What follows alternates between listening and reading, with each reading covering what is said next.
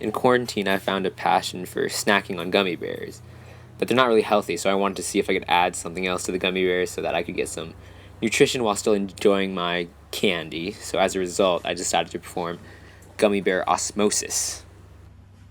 So osmosis is the process occurring across cell membranes where cells have this semi-permeable lipid bilayers where small molecules can pass in and out of, and the membranes sort of regulate what enters and exits the cell. So molecules tend to move from high to low concentration. So if we have this right here, there's a lot more dots than over here. So the black dots are going to move over to where there's a smaller concentration of dots. And they'll keep on moving back and forth until they reach equilibrium where the concentrations are relatively the same down here.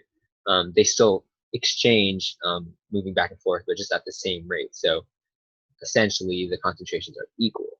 Um, Also, gummy bear osmosis can help with evolutionary fitness because humans need nutritious calories. So if there are extra electrolytes from maybe soda or Gatorade in the gummy bears, it may help give me an advantage over a regular gummy bear eating person.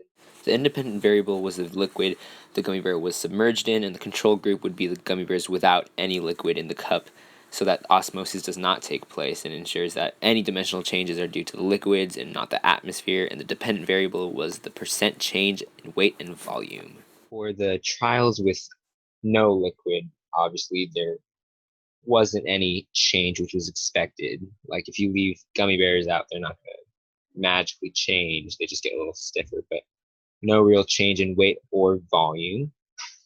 For the water trials, there was not what I expected. But with some more research, I found out that each Black Forest gummy bear has like about 0.94 grams of sugar, and with each bear being around 3 grams, that's a pretty high concentration of sugar inside the gummy bear. So about 33% of the gummy bear around ish is sugar. So it's possible that the sugar left the gummy bear and went into the regular water, which had like about zero sugar in there. So it wasn't just the water moving, it was also the sugar going to a place of lower concentration.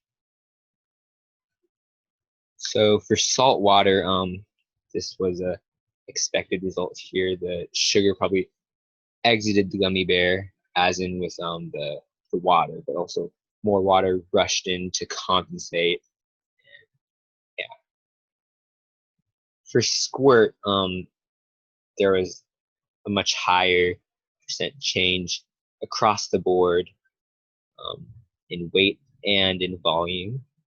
Um, Both squirt and the gummy bear have pretty high levels of sugar, so the sugar concentration would have probably equaled out relatively quickly. And since the gummy bears have a similar, concentration in sugar with the squirt, there's not as much exchange. But of course, the gummy bears have a lot less water than the squirt does, so a lot more liquid would go from the squirt into the lower concentrations of the gummy bear. That's probably why there's an increase in weight and volume. So the Gatorade had the highest percent weight change and volume change. And at first it didn't really make sense to me because Gatorade has less sugar than Squirt.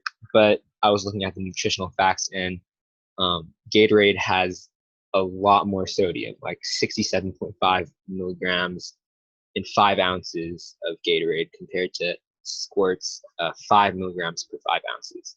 So also, like each gummy bear has about 1.5 milligrams of sodium for 3 grams of like the gummy bear. So with some math and conversion factors, I found out that Gatorade is about 6% sodium while the gummy bear is just over 1%. So it makes sense that the salt would go from the Gatorade into the gummy bear as well as the water. So there's two different molecules just rushing in to try to reach equilibrium. So that's more weight, more volume being like moved into the gummy bear. So that could be a reason to explain why Gatorade, the Gatorade trials experienced so much growth.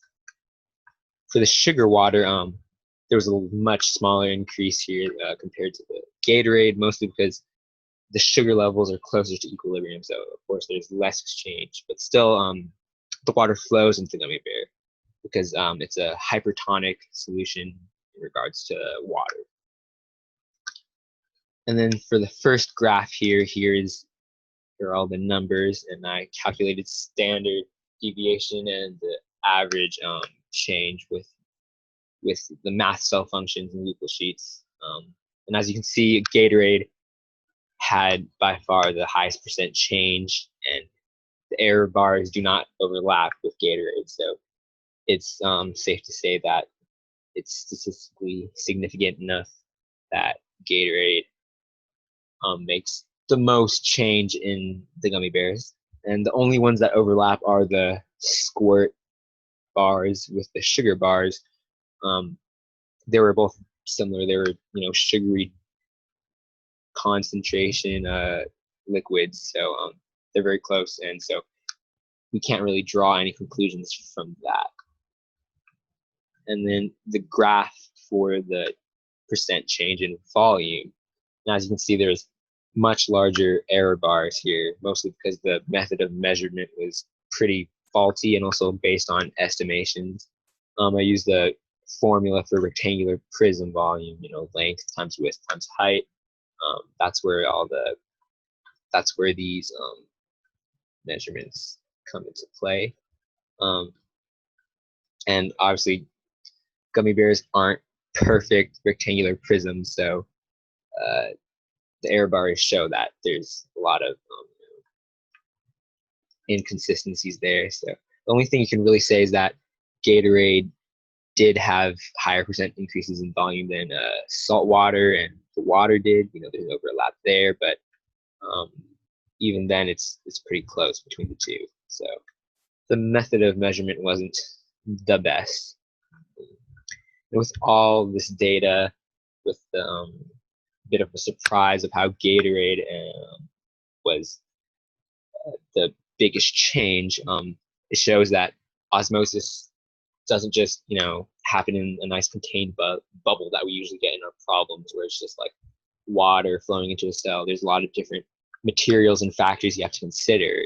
It's not just one material, right? There's many different solutes and solvents, and so it's a bunch of different molecules moving back and forth until it reaches equilibrium. So you have to think about the net change and think about all the other different factors to determine or predict why something would happen in the situation.